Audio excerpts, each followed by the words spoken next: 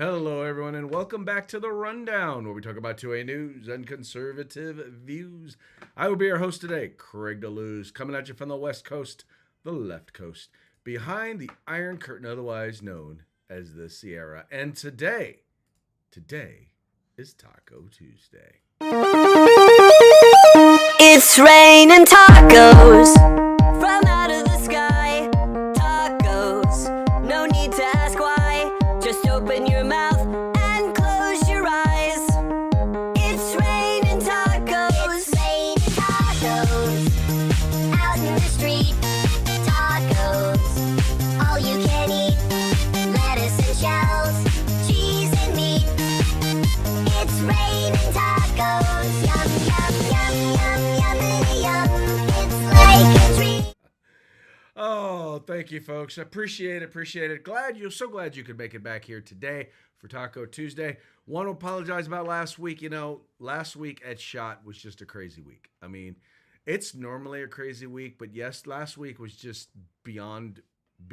And largely, in no small part, because obviously, if you've been watching the show for any length of time, I'm running for Congress here in the state of California, in the Sacramento area, California 6th Congressional District. And I just wound up doing so many different medias, interviews, talking with folks about my campaign and about the race that, well, things just got a little jumbled. And we tried to do the show a couple of times, and unfortunately, our internet connection wasn't what I would have liked for it to be in order to be able to do a good program.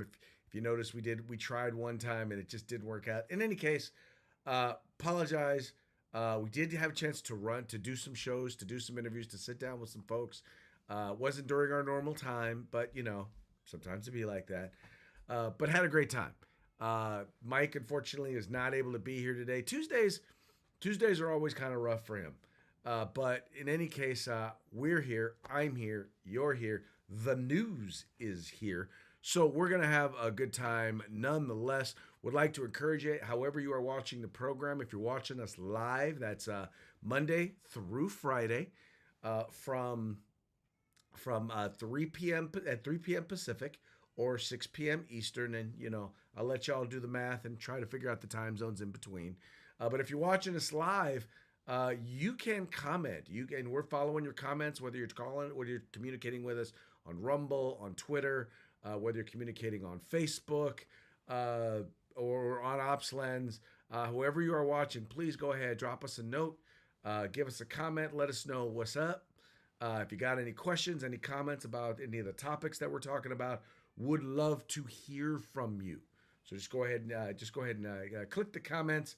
And we will be following. All right, let's go ahead and let's get into today's news. We'll start with the news stories. Oh, actually, we're not going to start with news stories. We're going to start with our sponsors. We're going to start off with Hitman Industries. Had a chance to sit down and talk with Hitman Industries. They're actually in Florida, so I don't get a chance to see them that often. That's why Mike gets a chance to hang out with them. But I had a chance to talk with them. They got some really neat products, folks. If you're looking to do a rebuild and you're looking for a barrel, whether you're looking for a handgun caliber or you're looking for a rifle caliber, trust me, they got what you need at hitmanindustries.net. Then there's the California Republican Assembly, working to help elect conservatives at all levels of government, whether it be school board all the way up to President of the United States. Check them out at cragop.org. If you want to be a part of California's future today, join CRA. Then we've got Hog Holsters. If you go there and if you're looking for a holster, that's the place to go. They've got concealed carry holsters. They've got tactical holsters inside the waistband, outside of the waistband.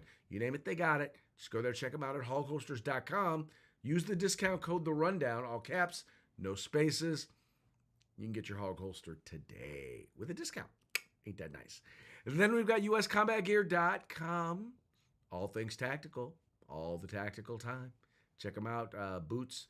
They've got hats. They've got eyes. You name it, they've got it. All things tactical except for the gun. Just go to uscombatgear.com. All right, beginning with today's stories. And forgive me if I have any brief technical difficulties. We moved the whole studio to Vegas. And so now I moved the whole studio, all the equipment back and everything. So, we're still working a few things out. So if I'm not loud enough or something like that, please do me a favor. Feel free to let me know. All right. Our first story of the day has to do with the enemy drone strike. Well, and you guys are probably already heard the story. At least you've seen the beginnings of the story, or at least the intro of the story. And that is that, we had a problem, and that problem was, we had service members who were killed, and they were killed by an enemy drone that evidently was mistaken for a U.S. drone. At least that's what preliminary reports suggest. Let's read the story here. It says U.S. forces may have mistaken an enemy drone for an American one and let it pass unchallenged into a desert base in Jordan, where it killed 3 U.S. troops and wounded dozens more, officials say. Most of those who are injured are suffering from traumatic brain injuries, so we're not talking about nothing.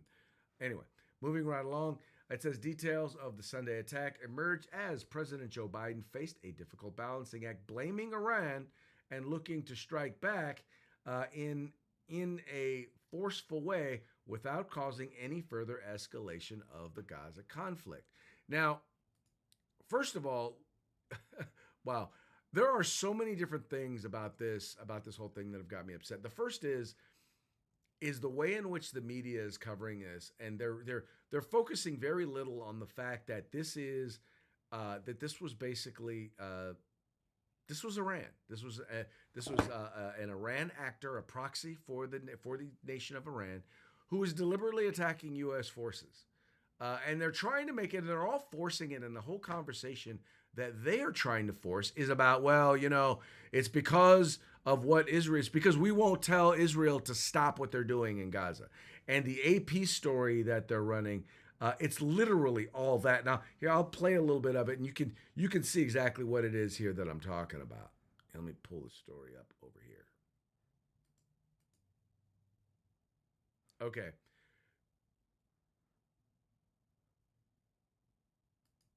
All right, so that story, unfortunately, I don't have the audio. I don't have the audio going on that story.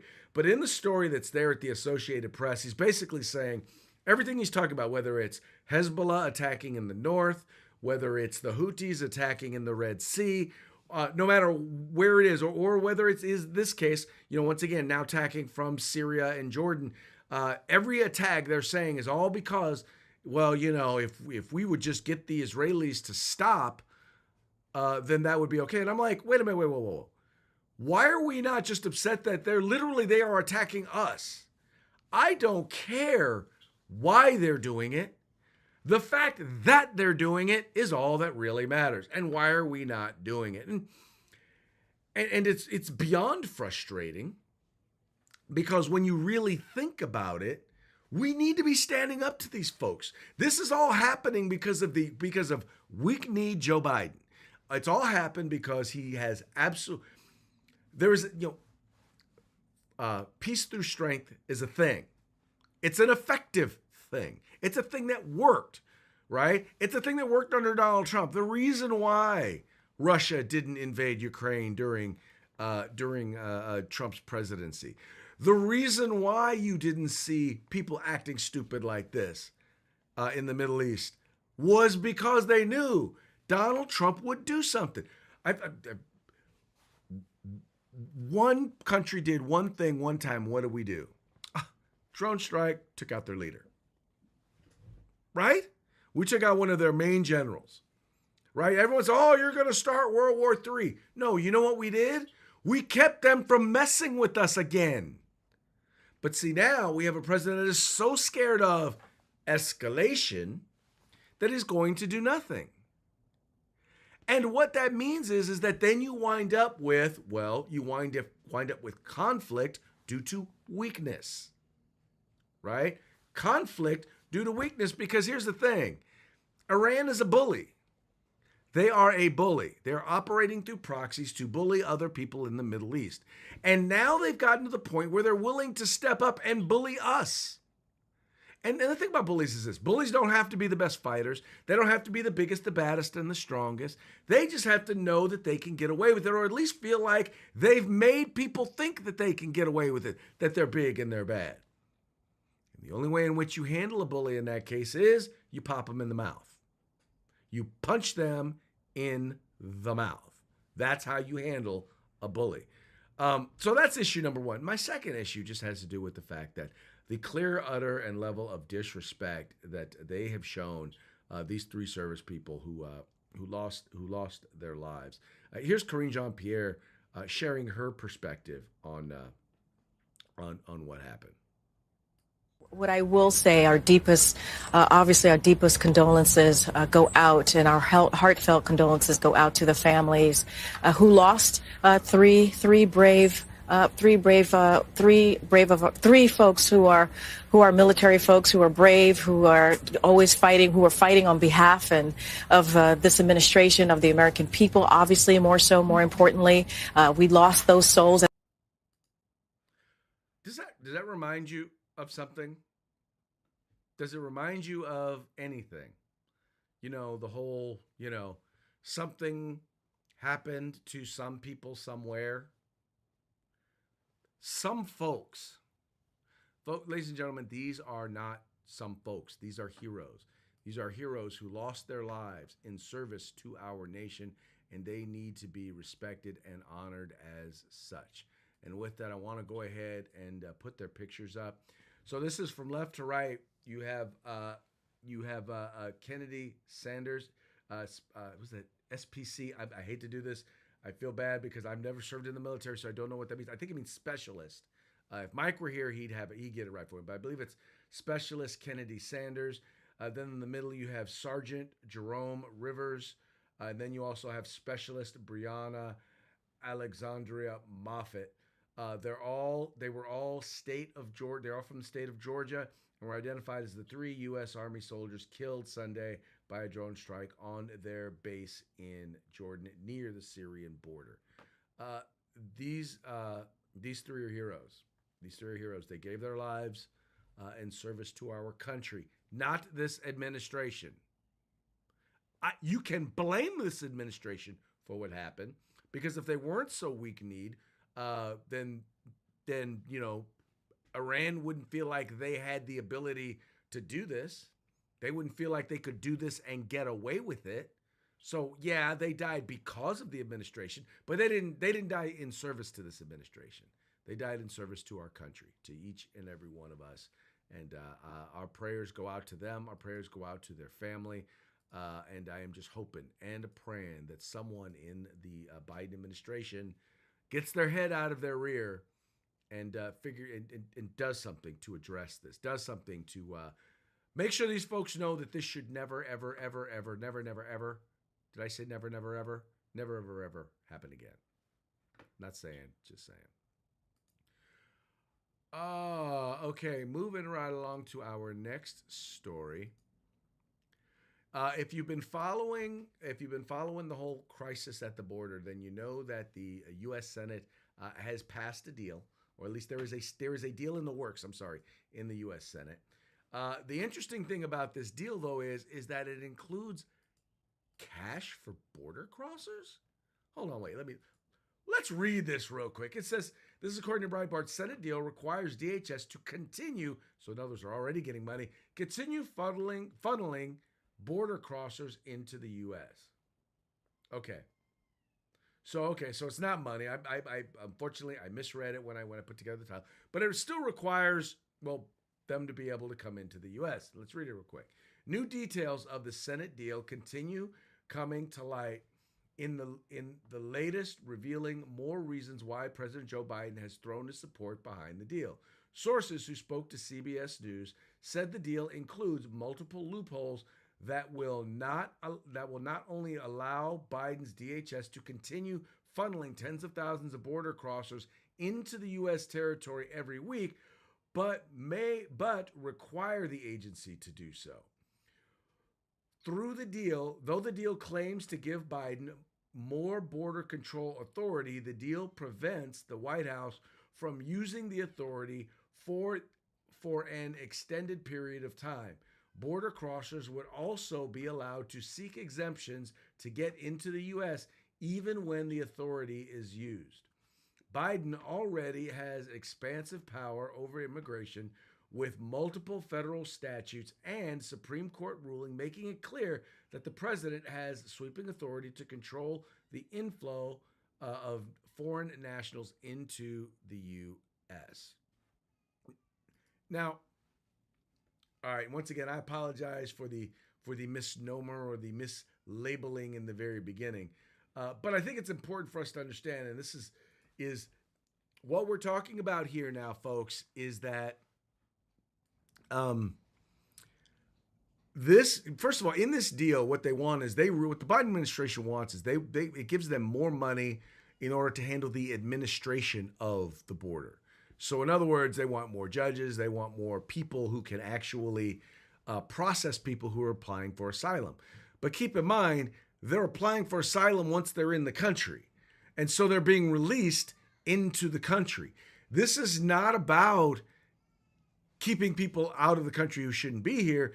This is about increasing or opening up the spigot so that more people can come in, so there won't be a logjam at our border. Because see, in the end, that's what's so ugly to them is what they're seeing. What you're seeing on the news is you're seeing this big, huge logjam of people at our southern border. But he wants to process. He wants to increase the process. He wants to say, okay, we just want to let them in, and then give them a ticket and say, here you go, show up at your court date 8 years from now. And they would then release them into the U.S. where they're going to be bused to sanctuary cities all across the country. It has nothing to do with securing the border. Absolutely nothing to do with securing the border. And that's the frustrating part about it. And here's the thing. Dude is kind of senile now, but there was a time when he understood the importance of securing a southern border. How do we know that? Well, I'll just listen to his own words. Would you allow these cities to ignore the federal law regarding the reporting of illegal immigrants and, in fact, provide sanctuary to these immigrants? The reason the cities ignore the federal law is the fact that there is no funding at the federal level to provide for the kind of enforcement at the federal level you need. Pick up the New York Times today. There's a city not far across the river from my state that imposed the similar sanctions. And what they found out is, as a consequence of that, their city went in the dumps, in the dumpster. Stores started closing. Everything started to happen. And they changed the policy. Part of the problem is you have to have a federal government that can enforce laws. This administration has been fundamentally derelict in not funding any of the requirements that are needed even to enforce the existing law. So, Senator Biden, yes or no, would you allow the cities to ignore the federal law? No. Okay. So he understood the importance then. I don't understand why he doesn't understand the importance now. And I'll tell you why he doesn't. Well, now I'll say I don't understand. I definitely understand. I think it's hypocritical. It's either hypocritical or he has just gone plumb senile. But keep in mind, this is the guy who also says that our southern borders are secure, right? Him and Mayorkas continue to say that our southern border is secure. But we know that it's not. Somewhere between 6 and 10 million people have crossed our southern border since he became president. Somewhere between 10 and 6 million, or 6 and 10 million. 6 being on the very low end. And that's if we only account the people who we know as people who had border encounters. That's about 6.5 million. When you include potential gotaways, people who we don't know that made it across, we're talking closer to 10. We do not have a secure southern border. Our southern border is not secure. Anybody who would lead you to believe or would think or would even pretend that we have a secure southern border is lying to you. And the funny part is, and I made this very point in a tweet just the other day. The funny part about it is that he keeps saying he needs this bill from Congress, but he doesn't. Keep in mind, this is happening in part because he reversed all of the border policies of Donald Trump during his first week in office, and that opened the floodgates. But remain in Mexico, that was a Trump policy. Right? Deporting people. That was a Trump was there. Of course, Obama was doing it too. But the point is that when he reversed, when he stopped not only stopped construction of the border wall, but then sought to tear down some of it. I mean, we still have panels that we've paid for millions, if not billions of dollars in materials that for the border wall that are sitting and rotting. Oh, in fact, let me clarify. We're paying people to guard it so it doesn't come up missing. Material bought for building the border wall. Stop construction of the border wall. Okay, so let's see. Stopped remain in Mexico, stopped the building of the border wall, stopped deporting people, and then we had all of these people come in. All he has to do is go back to what Trump was doing. It's kind of funny how when it's something that he doesn't want to do or Democrats don't want, well, we got to pass a law to do that. But when it's something that he wants, he just executive order it.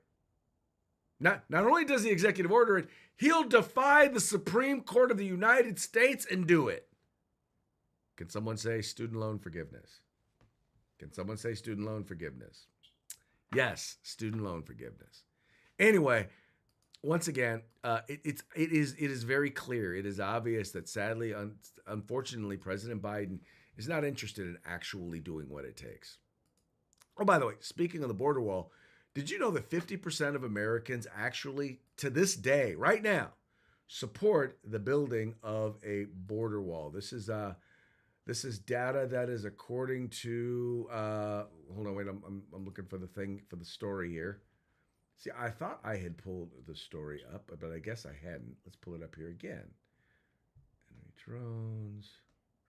Here we go. Survey. Bam. This is also a story being reported by Breitbart.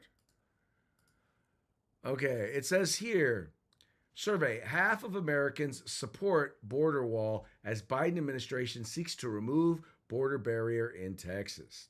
It says half of Americans support the building of a wall along the United States border with Mexico, while only 1 in 3 are opposed to the wall, according to a YouGov survey conducted on Monday. The poll of 40,513 U.S. adults throughout the United States found that 50% of the respondents are in favor of building the wall, including pluralities of subdemographics like Black and Hispanic Americans, women and independents. Conversely, 33% of all respondents were against the border wall, 17% were unsure. And here's kind of how it broke down. If you see here, who supports it? Males, 33%. Female, 36%. Or is that opposed? Anyway, but you see here are some of the numbers of where people are at. Okay, it says regarding Black Americans, 45% are in favor of the wall versus 30%. Oh, that's the for and against versus 30% who are not. Similarly, a plurality, 42% of Hispanics polled expressed support for a wall. Though it narrowly eclipses the 40% of Latinos that voiced opposition. So, okay, so let's look back here. So, in other words, a majority of people, right? A plurality, we're talking, by almost double digits, females support it. Democrats is the only group as a whole that is against it. Or, well, maybe not the only group, but they're the only group I see here that is against it, 51% opposed. And why? Well, Donald Trump. 79% of Republicans, independents, 44% support it, 18 to 20-year-olds support it, white people, 54% support it, Black people, 45%, once again, a plurality over 30%, Hispanic. So when you look at it, literally Democrats, the Democratic Party is the only group as a majority that supports not building the wall. Now, I'm not going to sit here and tell you that building the wall is a panacea.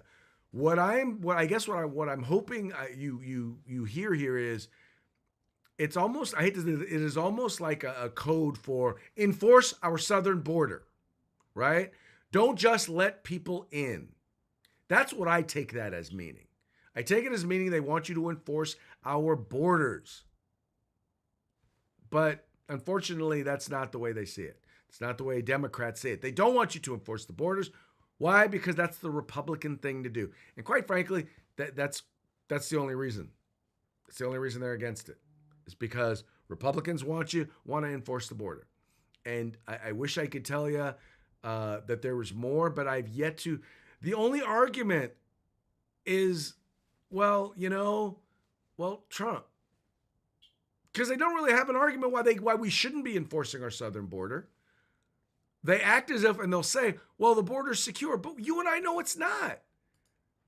All I got to do is go to YouTube or Twitter and search for it, and you'll find the videos of people climbing over razor wire, climbing through holes in the fence, being dropped off, coming across the border and going up to ICE agents and asking for asylum.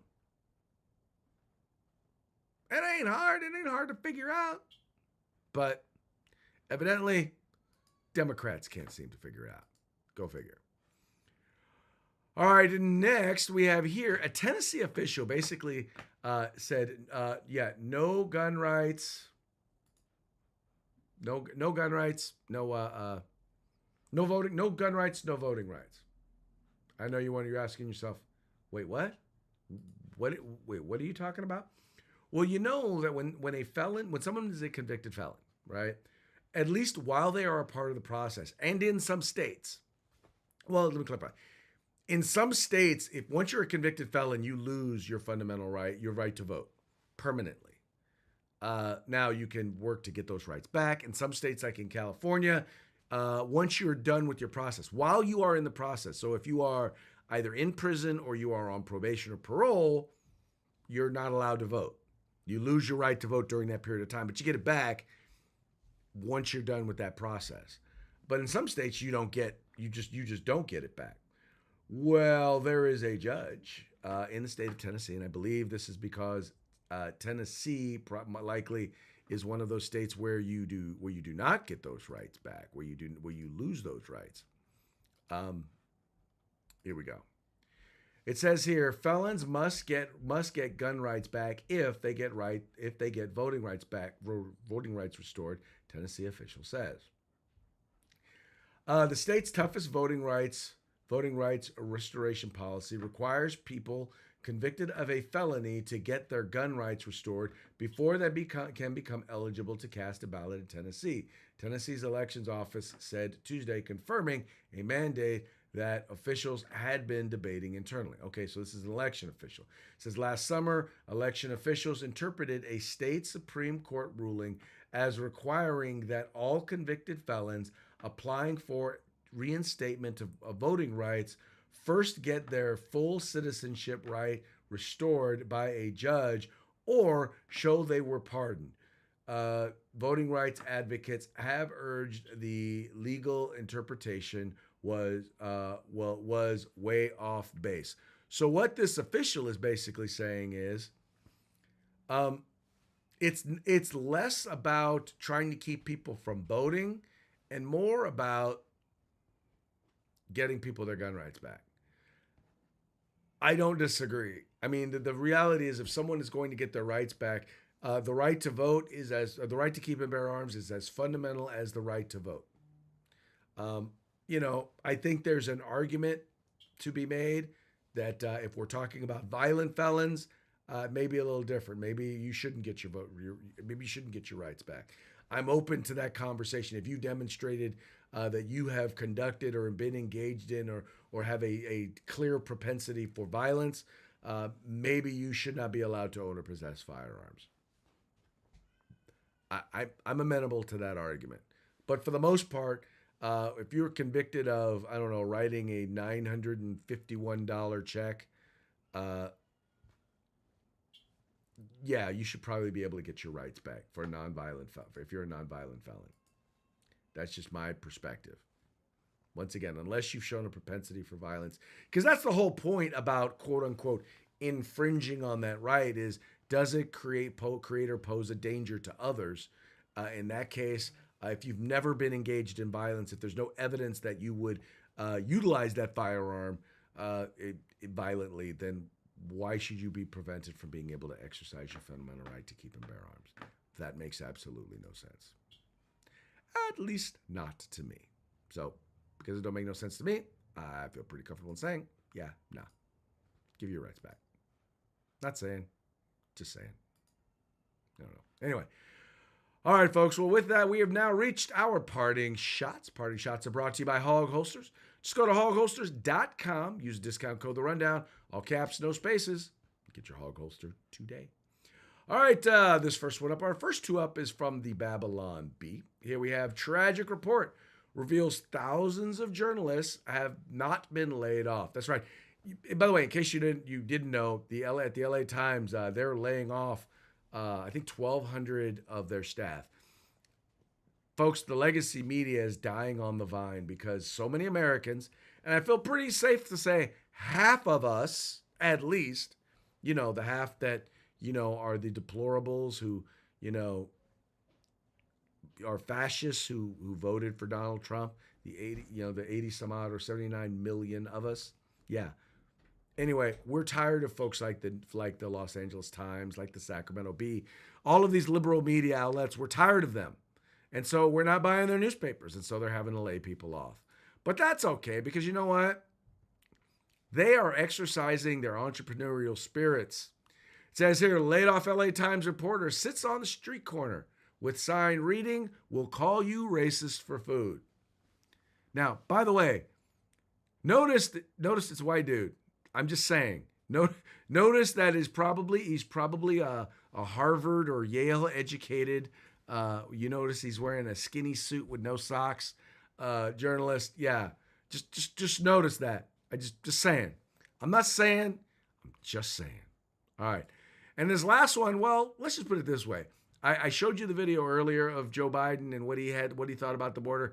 Here's another Joe Biden. This one is Joe Biden. That last one was 2008. Here's Joe Biden on the border in 2007. Ladies and gentlemen, no great country can say it is secure without being able to control its borders. Period. What I would do about it was what I proposed to do about it almost 13 years ago. I would radically ramp up the number of border security guards we have, the use of electronic surveillance material we have to guard the border, and a number of what they call virtual fences. They're not literally fences. Virtual fences from aerostat balloons on to whereby we can control the border. Much, much better. Yeah, we would control the border much, much better. Well, guess what? Now he's president. What would that be? 16 years later. And he is doing nothing to control the border. Not saying, just saying. I'll let y'all be the judge. Anyway, folks, it's about that time. But before we go, I want to remind you, if you're looking to do a rebate, if you're looking to do a new build, or you're looking to rebarrel your old rifle, go to Hitman Industries. Find them at hitmanindustries.net. If you're looking to be involved in California's conservative politics, looking to help elect conservatives in the Golden State, just visit cragop.org. Then if you're looking for a holster, make sure you go to hogholsters.com. Use discount code The Rundown. All caps, no spaces. And finally, if you're looking for tactical gear, they've got all the tactical gear but the gun at uscombatgear.com. Thank you so very much, folks, for tuning in today. We appreciate you. We appreciate you sharing us with your friends, telling them about us. We will be back tomorrow on Hump Day, so have fun until then.